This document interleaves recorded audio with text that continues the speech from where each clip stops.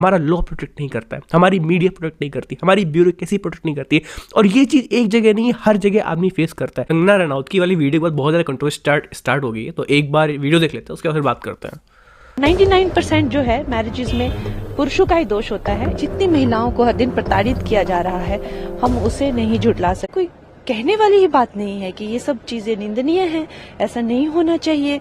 युवाओं पर इस तरह का बोझ नहीं होना चाहिए। जो उनकी सैलरी है, जिससे उससे भी कहीं 3 गुना 4 गुना हर महीने वो प्रोवाइड करा रहे हैं, करोड़ों का उन पे जो है वो और मांग हुई जा रही है, तो वो प्रेशर में आके वो लड़के ने ऐसा किया। बट आई थिंक कि इस तरह के वो भी होने चाहिए और एक अलग बॉडी भी होनी चाहिए कि जो विक्टिम है उनको भी।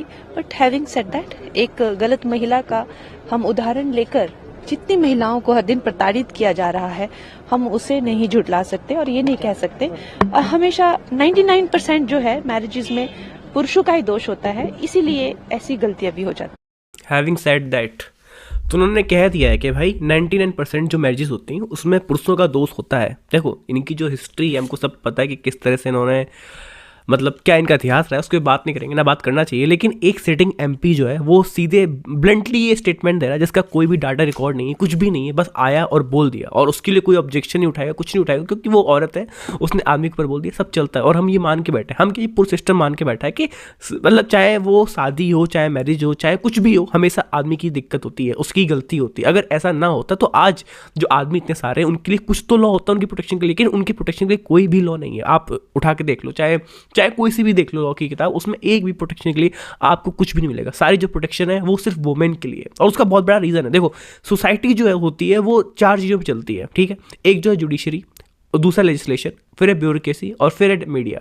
तो इन चारों पे जो है पूरी सोसाइटी चलती है, और चारों ने हमेशा से ये दिखाया है कि जो वुमेन है वो, उसकी जो पोजीशन वो काफ़ी ज़्यादा ख़राब है और उसको हमें प्रोटेक्ट करना है। और कभी भी ये बात नहीं हुई कि मेंस की क्या पोजीशन है। मेंस को हमेशा दिखाया गया कि भाई उसकी मतलब उसको कभी तुमको सिक्योरिटी देनी नहीं है, उसको कभी कुछ करना ही नहीं है। और यही रीज़न है कि हमारी जो सोसाइटी, जो मेंस है, जो विक्टिम बन जाते हैं, उनको कभी रेमेडी नहीं मिलती, वो कभी उससे बाहर नहीं निकल पाते, क्योंकि उनकी प्रोटेक्शन के लिए कोई भी नहीं आता है। स्टार्टिंग से लेकर एंड तक अगर तुम देखोगे, हमेशा मेंस को ही प्रोसिक्यूट किया जाता है। देखो, अगर इन्होंने कहा 99% जो है वो हमेशा जो है मेल गलती होती है, कुछ डाटा देखते हैं, ठीक है। अगर ये तुम डाटा उठा के देखोगे तो तुमको पता चलेगा जो मेंस में जो सुसाइड का रेट है वो बढ़ता चला जाता है। और उसमें जो रीज़न क्या है बढ़ने का, वो है डोमेस्टिक वायलेंस, या जो उनके घर में कलेश चल रहा है उसकी वजह से जो है मेंस जो है वो सुसाइड कर रहे हैं। अगर 99% जो है हमेशा आदमी गलत होता है तो वो सुसाइड क्यों कर रहा है? अगर वो गलत है तो कभी तूने सुना है कि जो गलत होता है वो सुसाइड करता है? ऐसा तो कभी होता नहीं है। तो उसके बाद भी आदमी ही क्यों सुसाइड कर रहा है?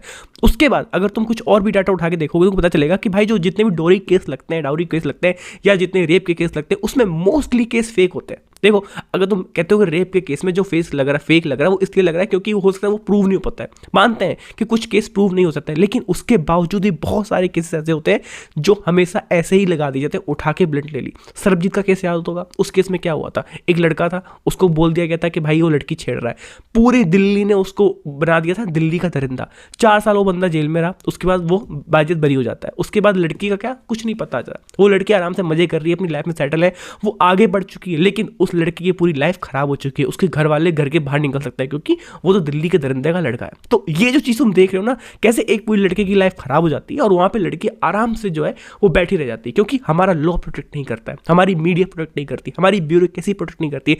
और ये चीज़ एक जगह नहीं है, हर जगह आदमी फेस करता है। अगर उसके ऊपर डाउरी केस लग जाता है तो डाउरी केस में सिर्फ ऐसा नहीं कि सिर्फ वो आदमी जाता है, उसकी पूरी फैमिली जेल में जाती है। उसके बाद मतलब उनकी पूरी फैमिली तबाह हो जाती है। अगर आपके ऊपर एक केस लग जाता है तो आपकी पूरी जो जिंदगी है वो जेल के आसपास ही जो है मंडराती रहती है, कब आप जेल में चले जाओगे, और हमेशा तो आपको कोर्ट में जाना होता है। तो इसमें मेंटली इतना हैरेसमेंट होता है जिसकी आप जो उम्मीद है, मतलब जो आम इंसान है वो सोच नहीं सकता कितना मेंटली हैरास होता है। और अगर जो डाउरी का जो इतना ज़्यादा जो भाई इतना नेगेटिव इस्तेमाल हुआ है, ये कोर्ट खुद कहता है कि जो इतनी भी रूलिंग्स हुई कहते हैं कि आदमी इसको ऐसे उठा के लगा देता है। और तो इस केस में देखो, इस केस में भी जज ने खुद कहा था कि मुझे पता है ऐसे केस ऐसे ही लगाए जाते हैं, क्योंकि जज को खुद पता है कि क्या चल रहा है। उसके बाद भी जज कुछ नहीं कर सकता। क्यों? क्योंकि भाई वो तो लॉ बना हुआ है। अब जज लॉ तो उठा के चेंज कर नहीं सकता है। और लॉ कौन बनाता है?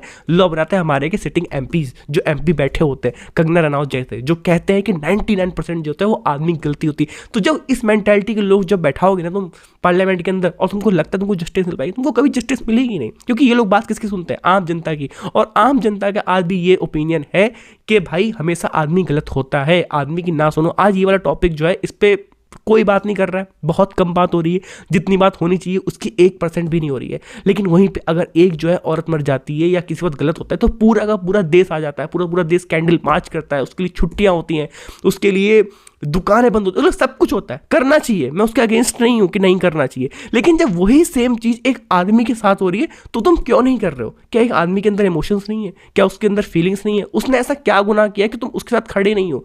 पूरा सिस्टम उसको कुचलने के लिए लगा हुआ है। और सिर्फ वो उस आदमी की बात नहीं है, कल को ये एक तुम्हारे साथ भी इंसिडेंट हो सकता है, तो तुम्हारे लिए कौन खड़ा होगा? तब तुम अकेले घुट घुट के, तुम्हारे पास भी लास्ट में एक ही ऑप्शन बचता है, फांसी का, क्योंकि उसके सिवाय तुम उस सिस्टम में कुछ कर ही नहीं सकते हो। और तुम भी इसी सिस्टम के हिस्से बन जाओगे और कल को तुम्हारे लिए भी कोई खड़ा नहीं होगा और तुम्हारे पास भी लास्ट ऑप्शन रहेगा सिर्फ सुसाइड करना।